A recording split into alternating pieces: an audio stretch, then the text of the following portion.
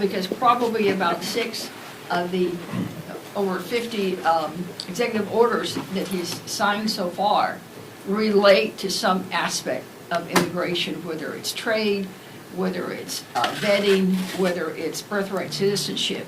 A lot of focus. But we will put as much focus as that and more, because we know we're representing millions and millions of Americans, new Americans across this country. So again, we will not be deterred. And I wanted to just say something about birthright citizenship. I guess it's the old judge in me. You know, I think some people need to just sit down and read the damn Constitution. Because frankly, if you read it, there is just no question. The founders were crystal clear after debates about who can vote and who can be a citizen, who can actually, you know, it's this whole, I want to decide whether or not you're an American, whether or not you can vote, and what, you know, they wanted to get rid of all that.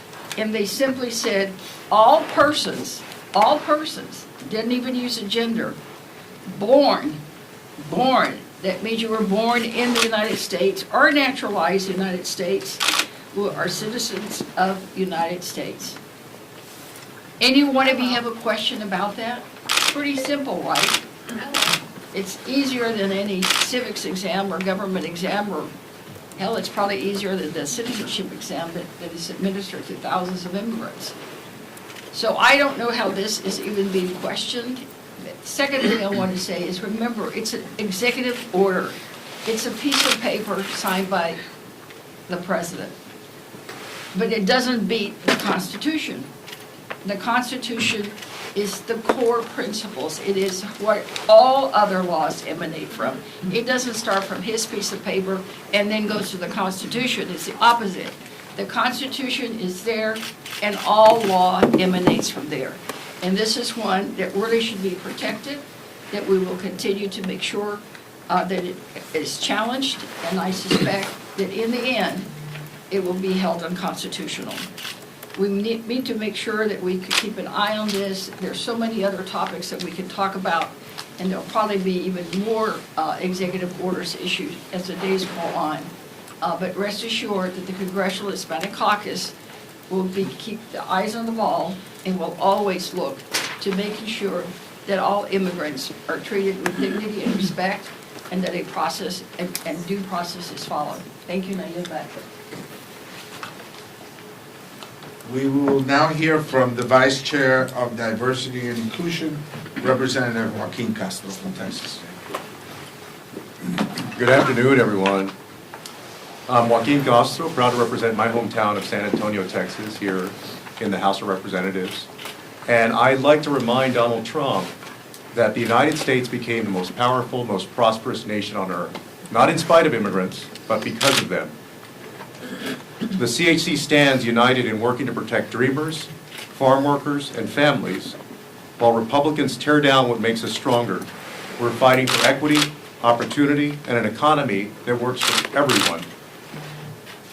Donald Trump and Republican politicians have embarked on a campaign to radically alter American society by stripping away constitutional, legal, and civil rights, ending birthright citizenship, and pushing people into the shadows. On the campaign trail and in his first days in office, President Trump claimed that his administration is launching mass deportation campaigns to get criminals off the street. The vast majority of undocumented immigrants are hardworking people who've paid taxes and contributed to American society, some for decades. President Trump doesn't care about keeping Americans safe from crime.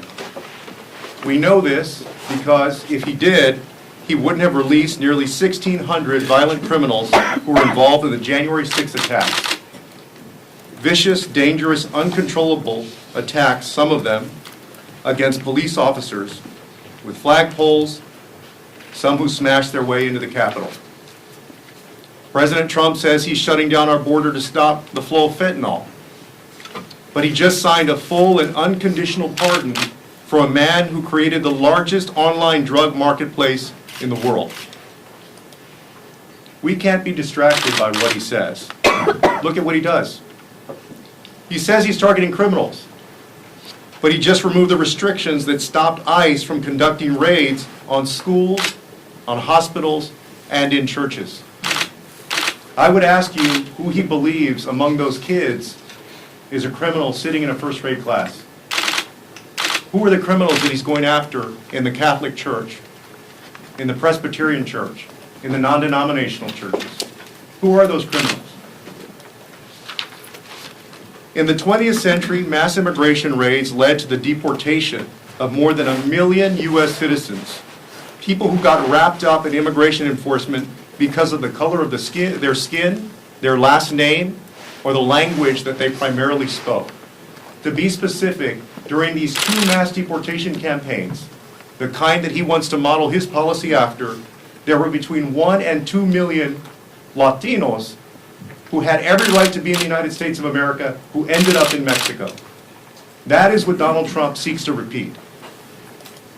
We are going to stand up for families in this country, no matter where they are, whether they're in San Antonio, they're in Florida, Nebraska, California, Chicago, wherever they are.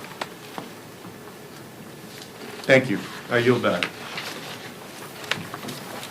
Thank you. Again, we stand together. This is a caucus that has members of the Congressional Progressive Caucus, members that are part of the Congressional Black Caucus, KPAC, Blue Dogs, New Dems, Problem Solvers. We got everybody. This is a big tent caucus. But we stand together. And we're going to continue to stand together and take a stronger stand on this issue. With that, I give you the Vice Chair of Communications, Representative Norma Torres. Thank you, Chairman, and good morning, everyone, for being here. I stand here today not only as the representative of California's 35th District, but also as an advocate for an issue that defines our country, our values, and also shapes our future. I, too, am an immigrant from Guatemala. We are here to defend dreamers, farm workers, and families. And while Republicans undermine what strengthens us, we are fighting for fairness, opportunity, and an economy that works for everyone. The U.S. is one of the most prosperous nations in the world. Thank you, immigrants, because we are the backbone of our economy. Working tirelessly, starting businesses, paying taxes, and strengthening communities across our country. Yet, recent executive orders calling for mass deportations are nothing more than a political ploy. These policies do nothing to advance our economic growth. They do nothing to strengthen our nation or uphold our American values. Instead, they risk tearing apart families, destabilizing our workforce, and undermining industries that are critical to our economy. Let's talk about the numbers. Immigrants make up 13.9% of the U.S. population. But their economic contributions are extraordinary. In 2019 alone, immigrants-led households paid over $492 billion in federal, state, and local taxes, and wielded a $1.3 trillion in spending power. That is a muscle that the American economy cannot afford to lose. These dollars, they support our schools, infrastructure, small businesses in every corner of our country. Mass deportations will devastate key industries. 73% of farm workers are foreign-born. Immigrants make up over 30% of the construction force. Policies like these would not lead to labor shortages. They would cost our economy hundreds and billions of dollars in lost productivity over the next decade. Not just 4 years, decades. This is not the America we aspire to be. What we need is comprehensive immigration reform. Reform that creates a pathway to citizenship for undocumented immigrants so that they can fully contribute to our American dream. At the same time, we must prioritize investments in smart, effective border security measures to protect our nation and ensure our laws are respected. These are the priorities. They are not exclusive to anyone. These are essential for a balanced and forward-thinking immigration system. These goals are the foundation of a balanced, humane, and forward-looking immigration system. Immigrants are not just part of our past. They are the key to our economic stability. It's time for all of us, mothers and grandmothers, to reject going back to children and mothers and families being held in an ice-cold freezer or separated at the border or in our communities. And I yield back to the chairman. Yes, we will now hear from our Vice Chair of Policy, Representative Rob Menendez from New Jersey.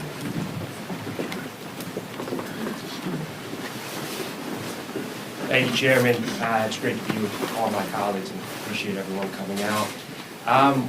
What I think is important as we absorb what this administration is doing is remembering that they're not just policies and executive orders that are targeting this unknown population. They're targeting people in our communities, especially the communities the folks in the state represent. These are parents, children, uncles, aunts, who are going to be targeted and impacted by what this administration chooses to do, and why it's so important that we stand together, unified, against these harmful policies. Further, when they're coming into our communities, for our neighbors, for our friends, for our family, they've said that no place is off limits. So think about that in your church, in your parish, in your community health center, in your children's school. You could have an ICE raid. So it's not just this group of people that's faceless, that's nameless. These are people that we interact with every single day. And they're coming directly into our communities, into the places that are supposed to be sacred and safe for all of us. That's where they're coming. There is no end, there is no limit to their cruelty and to what they seek to do to us.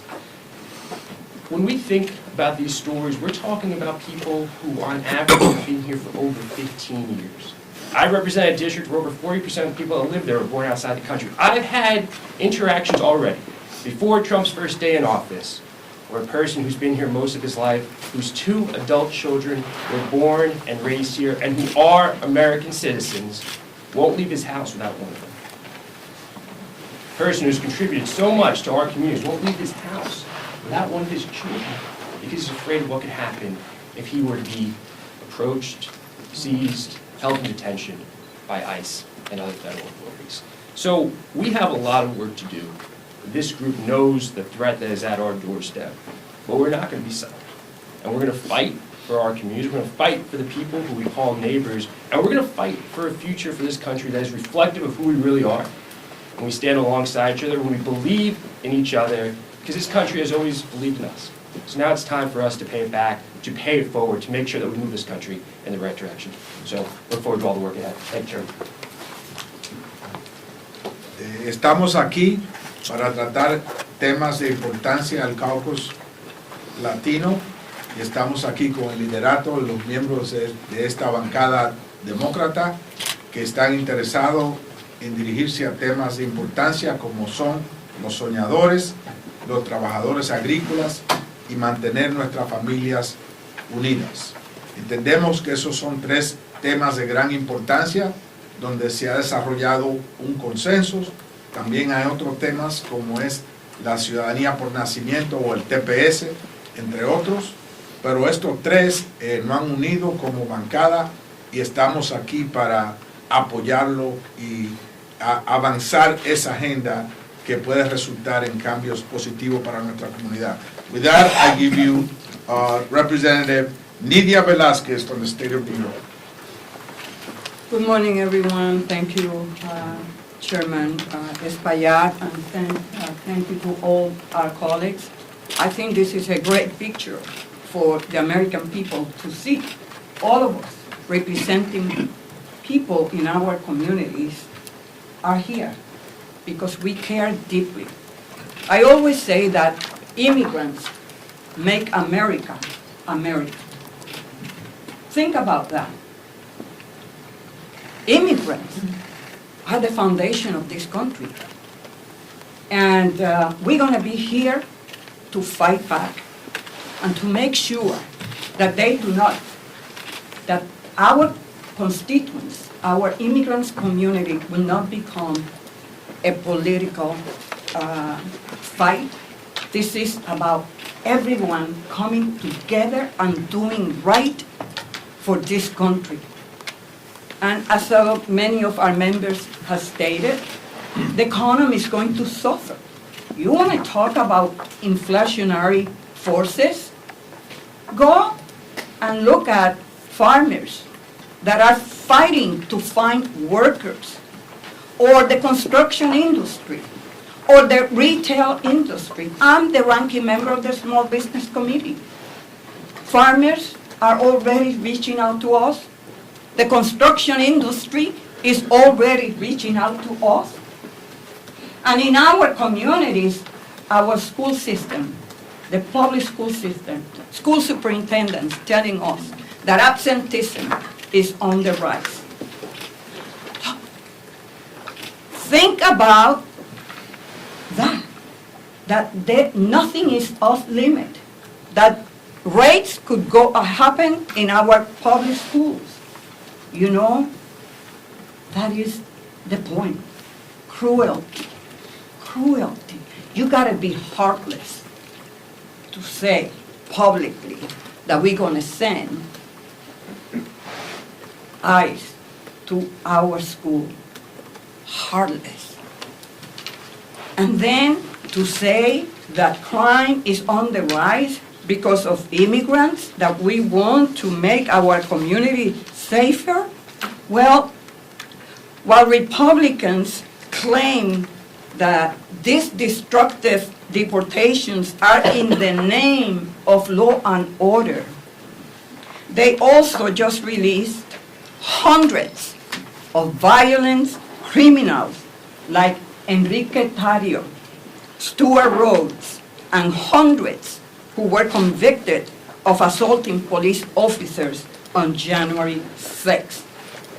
Those people were criminally convicted, and Donald Trump didn't care a bit about safer communities when he released those who were convicted of beating the shit out of police officers. So don't come to us and talk about security and safer communities when you do that. Well, Mr. President, convicted felon released 1,600 people. Criminal. So, quiero decirle a la comunidad latina, miren este cuadro aquí. Estamos todos los miembros del Congreso para enviarle un mensaje claro al presidente, que estamos unidos y resueltos a exigir que nuestras comunidades se respeten y a entender que cuando están utilizando el argumento del alto crimen, los indocumentados tienen el índice de criminalidad más baja en comparación a otros segmentos de nuestras comunidades.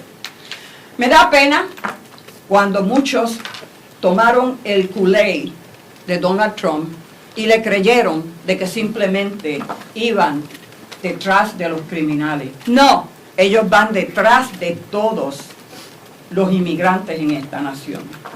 Pero vamos a estar aquí y vamos a exigir de parte del liderato demócrata que que nos juntemos colectivamente para luchar por una sociedad mucho más justa y porque se respeten los derechos de los inmigrantes. Como dije al principio, ¿qué sería de los Estados Unidos sin inmigración?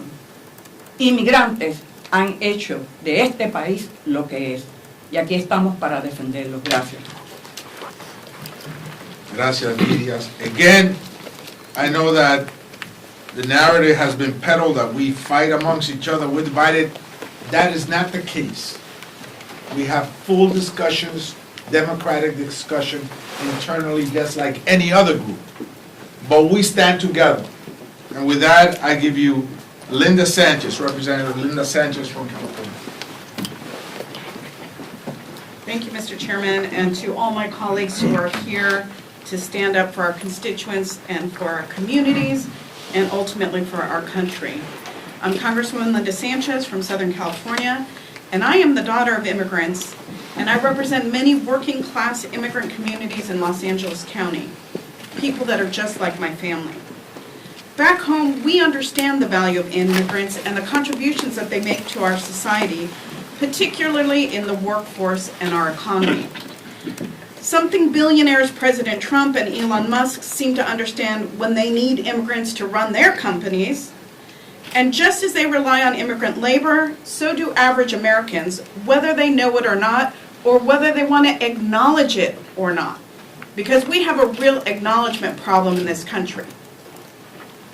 From construction to agriculture to healthcare to hospitality, immigrants are the backbone of many industries that keep our economy humming. In fact, immigrants contribute more than $1.6 trillion to our economy, and they pay nearly $600 billion, that's billion with a B, in taxes, nearly 1 in every 6 tax dollars that is collected. Yet despite their contributions, our communities are under attack from President Trump because he sees them as an easy target. Instead of following through on his promise to lower costs for American families, he's reinstating incredibly unpopular policies like family separation, terminating birthright citizenship, and other extreme executive orders. By spouting hateful rhetoric, many immigrants are now living in fear regardless of their legal status. Dreamers are worried that they'll be deported from the only country that they've ever called home. Families are worried that they're going to be torn apart. Children who go to school are afraid that they may come home to an empty house. They are afraid to go to church or even to seek medically necessary care in hospitals where they could be detained and deported thanks to President Trump. And Nydia stated it correctly, it's out of pure malice and cruelty. Workers are afraid to show up to their jobs. And you know what? They're not showing up to the jobs are going to be a huge, huge anchor on our economy. Because again, whether we want to recognize it or not, we depend on their labor. From the farm workers who grow and harvest our crops, if they're not in the fields, what do we think that's going to do to the price of groceries in this country? President Trump ran on a promise that he was going to lower costs, and these policies that he is pursuing are actually going to make costs go up for the average American family. How does deporting hospital and nursing home workers reduce healthcare costs? There is a premier medical research facility that provides care in the LA region, and they depend on Dreamers. They have over 500 Dreamers that work in their facilities, whether they're radiologists, doctors, nurses, maintenance people, or even people who clean those those hospital rooms. They told me that if those Dreamers are deported, that entire health system will collapse. And who is going to pay the cost? Who's going to suffer? The people that they treat. This country, and particularly Los Angeles, was built by immigrants. And we've had no relief to show our community for more than 35 years. I've been in Congress for 23 years, and I've seen us throw money at enforcement. I've seen us increase all kinds of resources at the border. And we have seen zero relief for these immigrant communities. And we need these communities now more than ever. After the recent wildfires in Los Angeles, we're facing a daunting task of trying to rebuild what was leveled. Who's going to rebuild Los Angeles if we're deporting a huge pool of our workforce who are construction workers? What happens when they're deported? What do we think will happen to the cost of housing, which is already expensive enough?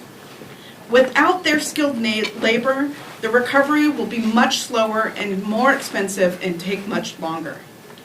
In California, we value the contributions that immigrants make to our country. And it's time that President Trump and MAGA allies in Washington, D.C. realize that too. We have to acknowledge that immigrants work hard, pay taxes, and are members of our community, and they're absolutely critical for our economy.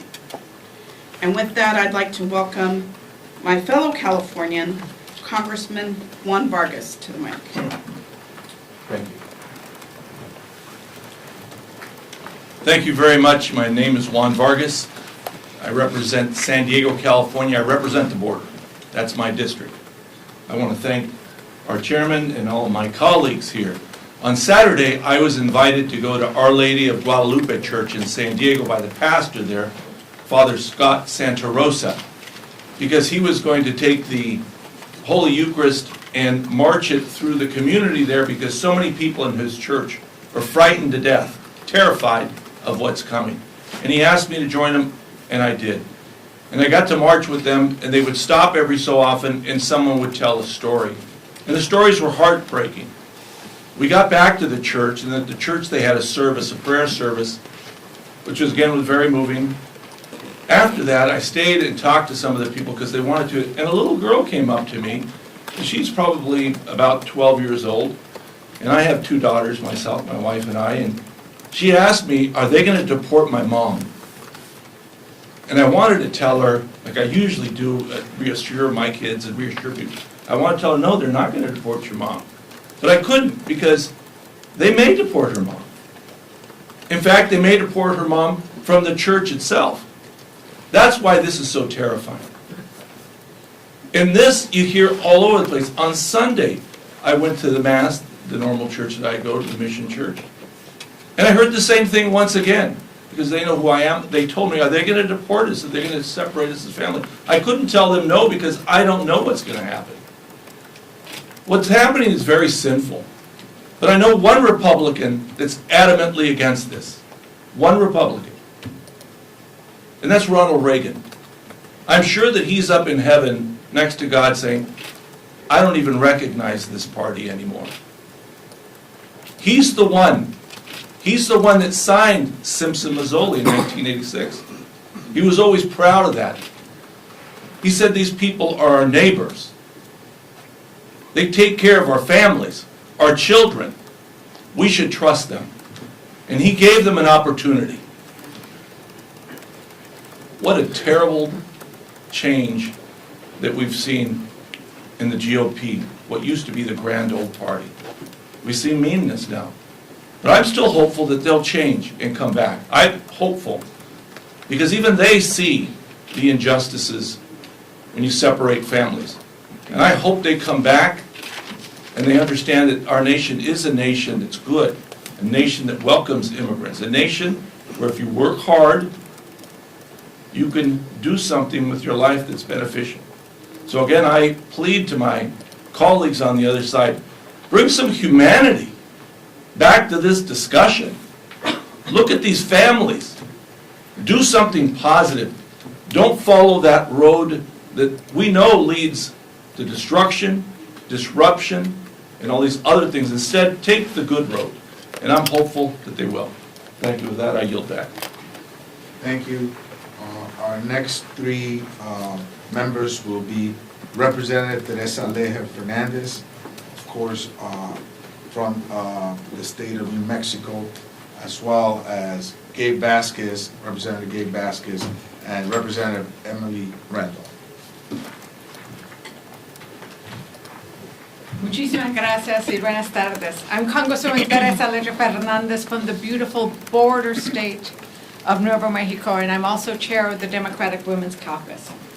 For the past 3 weeks, Republicans and Trump have attacked immigrants, and I want to talk about how they are putting immigrant women at risk, and how they are putting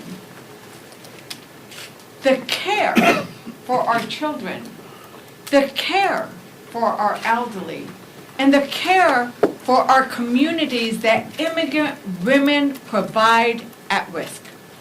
We've heard it earlier, that immigrants are key to certain sectors, and they are key to the care economy. Our economy depends on immigrant workers and women showing up so that other women can also go to work. And that becomes a downward spiral when we start deporting the women we depend on. But let me tell you a story.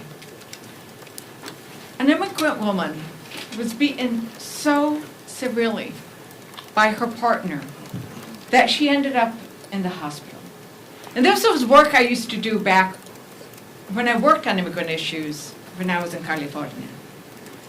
But we've heard it often and repeated. Bloodied and scared, she was afraid to name her abuser because he had threatened her.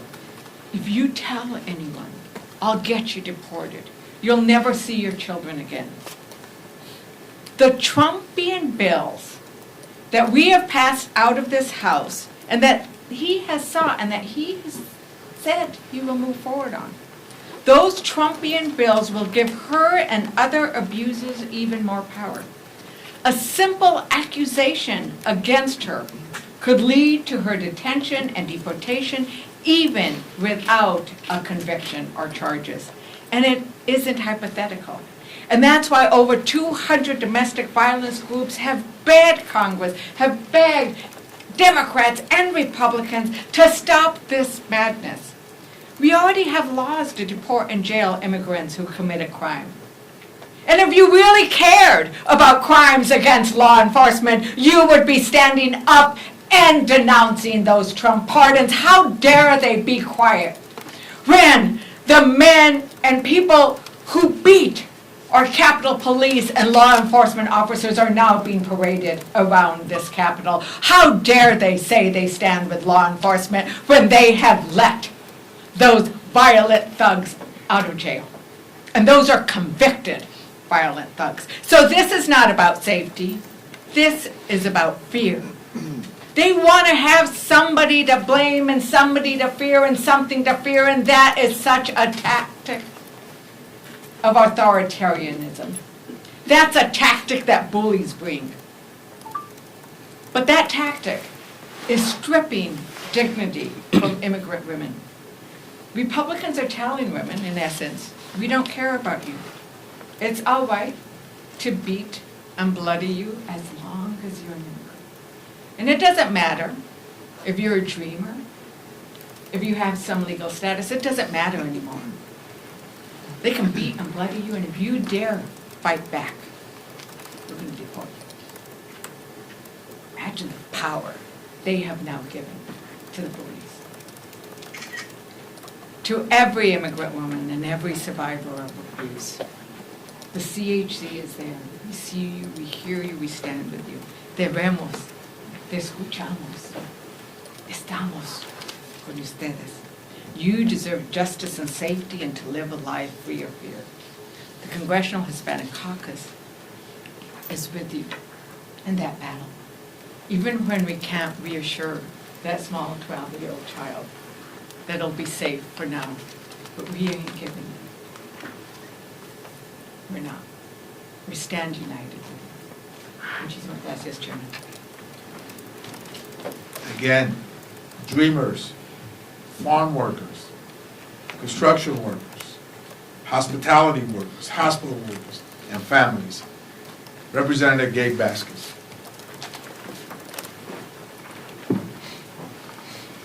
Buenas tardes, gracias por estar aquí con nosotros. My name is Gabe Vasquez, and I'm a first-generation Mexican-American Raised in an immigrant family along the U.S.-Mexico borderlands in my hometown of Las Cruces, El Paso, and Juarez, I've worked in almost every industry in our state, from working at the chili factory in Deming to construction sites, working retail, and paying my way through school. Like many of our families, I faced the challenges and struggles of home ownership, paying down medical debt, and so much more. In a district like mine, where poverty is high and opportunities are limited, people voted for a representative who understands their challenges and works to deliver real results. That's why, as a border Latino Democrat, I was able to win in a Trump district by listening to my constituents, treating every community with respect, and making it less about politics and more about what matters to them in their everyday lives. As a proud member of the Congressional Hispanic Caucus, I believe it's our collective responsibility to move past the divisive rhetoric and work with our colleagues to find the solutions that our Americans truly care about.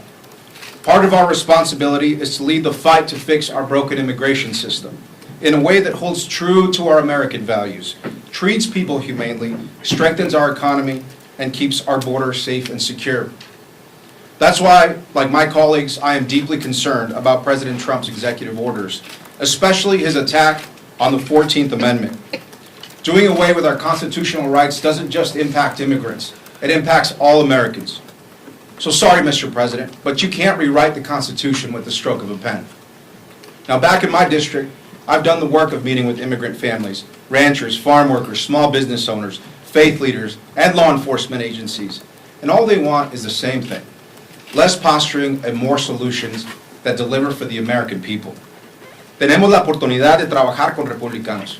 Por ejemplo, en la lucha contra los carteles y los coyotes que trafican mujeres y niños, importan drogas y lastiman nuestras comunidades fronterizas. There are opportunities for us to work with Republicans, such as fighting the cartels and coyotes who traffic women and children, provide an endless supply of drugs, and hurt our border communities. That's why I introduced bipartisan bills like the Stop Fentanyl at the Border Act, to provide resources for customs and border protection, to make sure that we can crack down on the cartels that are bringing fentanyl into every community in the United States, and the Humane Accountability Act, which ensures that migrant families and their children are kept together and treated with dignity while in custody. But we can't talk about immigration without talking about the economy. Mass deportations will hurt every aspect of our economy and our society.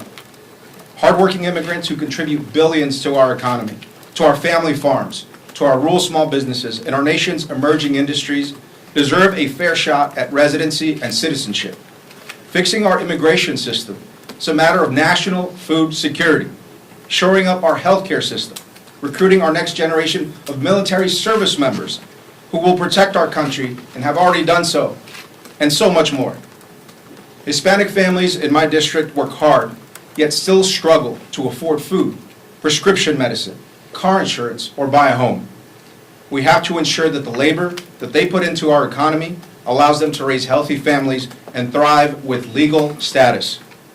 Nuestras comunidades merecen líderes que se enfocan en lograr resultados, no en la política que nos divide.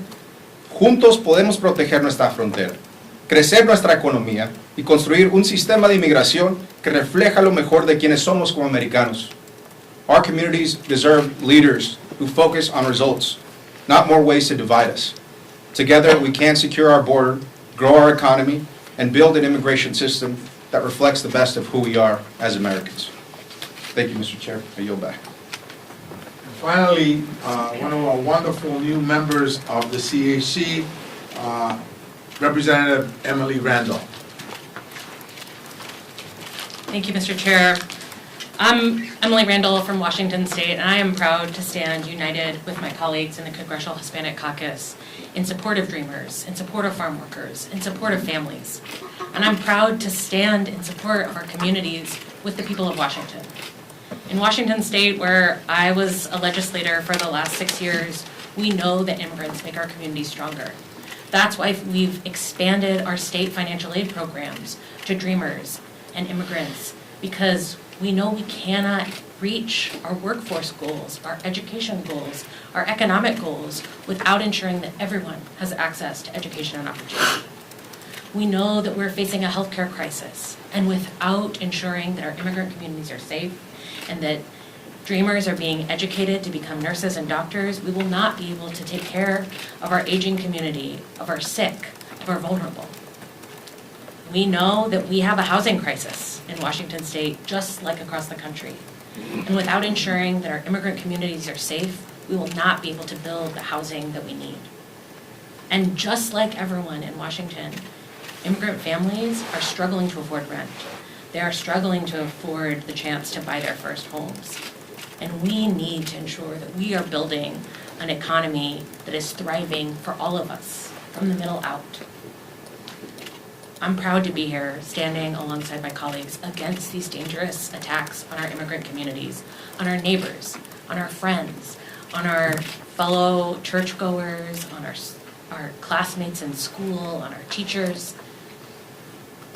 Because a frightened community does not make our community safer. I've heard stories as I've talked to immigrant activists in our communities of folks who are scared to go to their jobs at fish processing plants in Grays Harbor. They're scared to go to their jobs in the timber industry on the Olympic Peninsula. And they're concerned that there are rumors that ICE is seen at our Kingston ferry terminals. Folks are living in fear, and it is only forcing neighbors to live closed off, to not communicate with each other, to not feel safe to call law enforcement if they're facing abuse or if there's a crime on their street.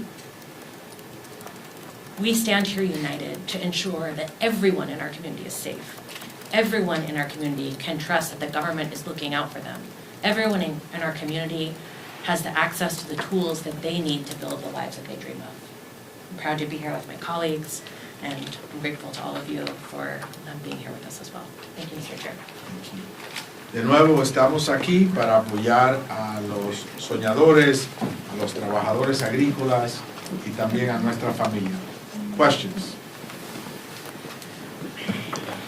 If I can ask a very specific question to New York, I mean, do you find that Mayor Eric Adams, in response to threats at schools, in response to Trump's birthright citizenship action, I mean, is he taking a hard enough stand and pushing back on this, as you all seem to think that you as Latinos and Democrats should be? Well, he has said that that the city of New York will not cooperate with the massive deportation apparatus that's about to be put in place. And so I will take that as meaning that sensitive locations like schools, emergency room, churches, funeral homes will be just that, sensitive locations. Over here.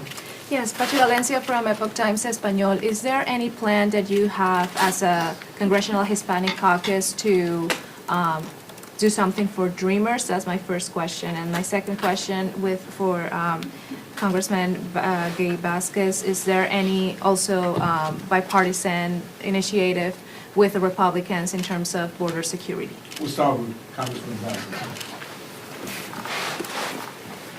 Thank you for the question. And look, I can say that the Biden administration and Democrats in Congress, as well as Republicans in Congress, have all agreed that border security means investing in smart ways. That means technology along the border.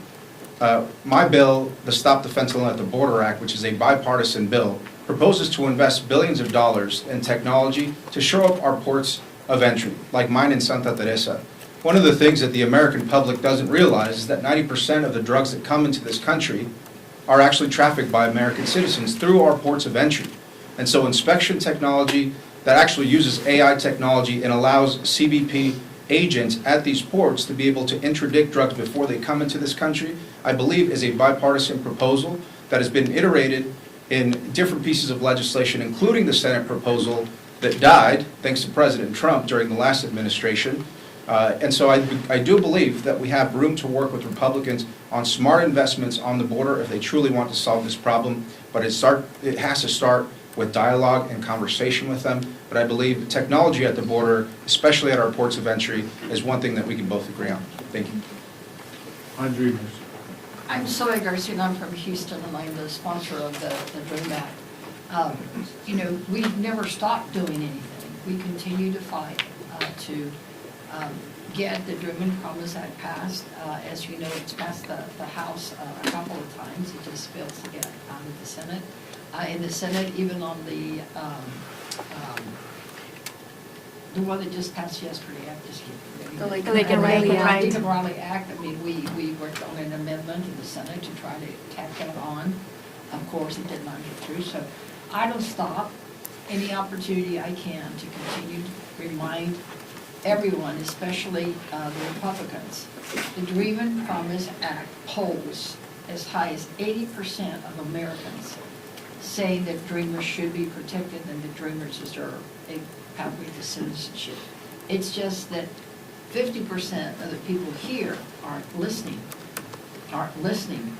When are we going to get 80% of Americans to agree on anything these days, right? Well, guess what? Dreamers. So I will keep working, as I said earlier, today, tomorrow, until my last breath, until we get that done. And that will be one of our priorities, right here. And then we'll- I have a question for Mr. Espaillat. As an appropriator, Republicans are talking about putting a government funding package together that includes wildfire, government funding, debt limit, and border provisions. Are the border provisions a red line for the Hispanic Caucus? Well, first of all, the other side of the aisle is looking to do a lot of dastardly things at the appropriations table, including raid Medicaid funding, so they could provide a massive tax cut to the very rich, and they can fund their deportation apparatus. And so we will be discussing these items that I highlighted: dreamers, farm workers, and families at every juncture of government here, whether it is the appropriations process, reconciliation, debt limit, at all levels of discussions, we will be bringing these three elements that bring us all together, all the folks you saw here. There are other issues that are just as important, if not more: birthright, citizenship, TPS, and others. But those three, as Sylvia has said, dreamers poll in 80%. It's low-hanging fruit. No one should be having an adversarial discussion about that. So we will continue to bring it up at every opportunity we get. So you have 46 Democrats voted yesterday for the Lake and Riley Act, more voted for the Preventing Violence Against Women by Illegal Aliens Act. Leader Jeffries has said Democratic members are voting with their districts, but I'm wondering, do you think that Democratic leadership should be doing more when it comes to these and similar immigration bills, such as whipping members and other initiatives? Democratic leadership met with us yesterday, and I think that they also agree that dreamers, farm workers, and families are three linchpins that are so important to our caucus, not just the Congressional Hispanic Caucus, but the Democratic Caucus in general, and that those will bring forward some consensus. Now, we're a very large, huge tent caucus. We have people from all walks of life. And so reaching consensus is often not easy, but I think with those three linchpins, we can do that, and I think leadership will be behind us. Right. Hi, Maya Miller from the New York Times.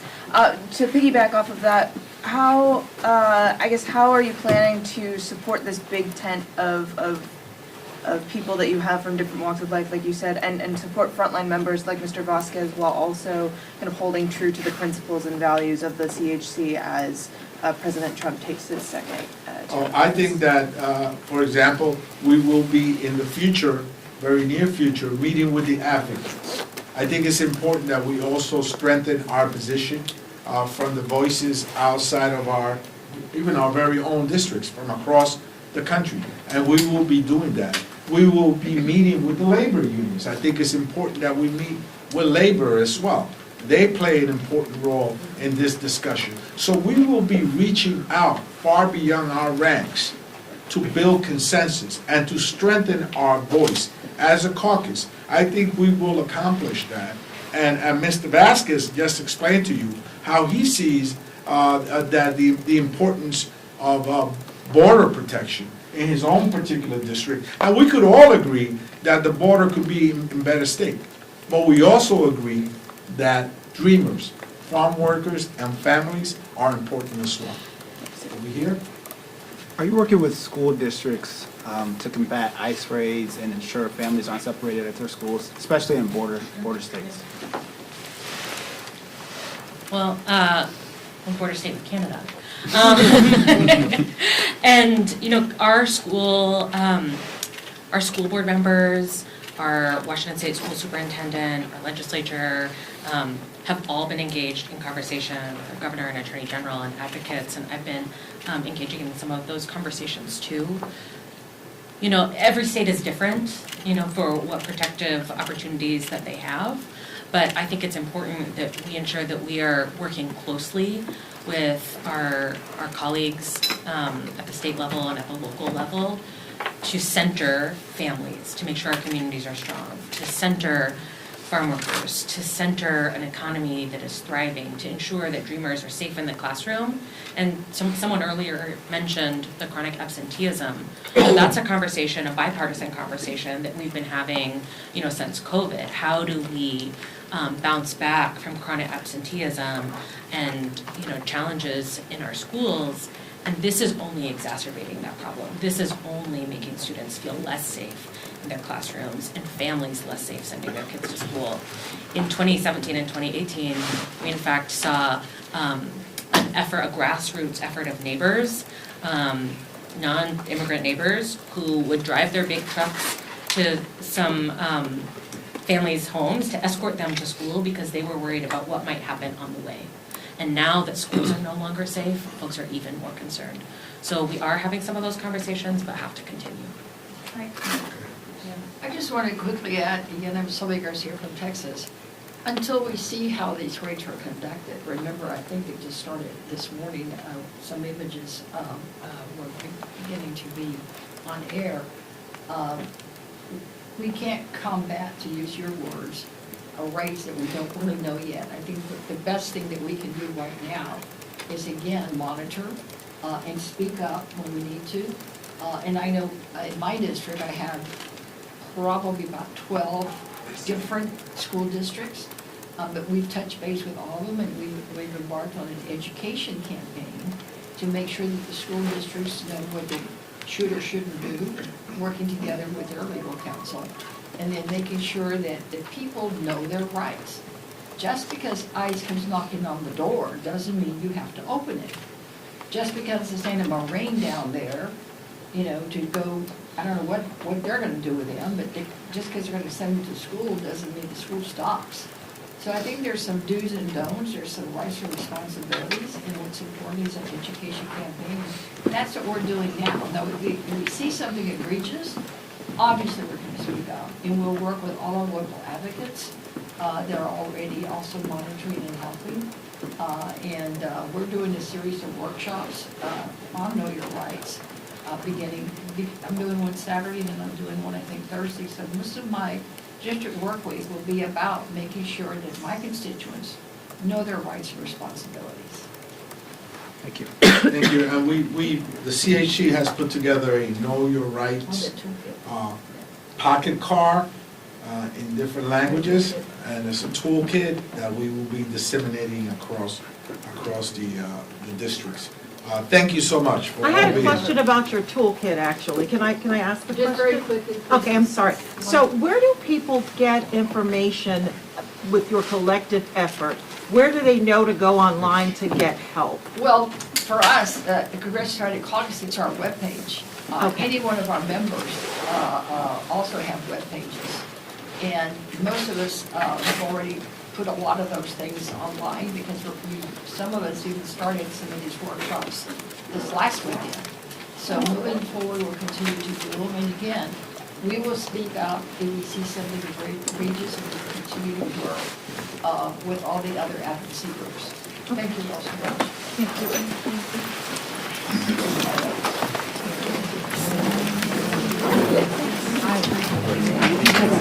Can I please ask you guys for a question?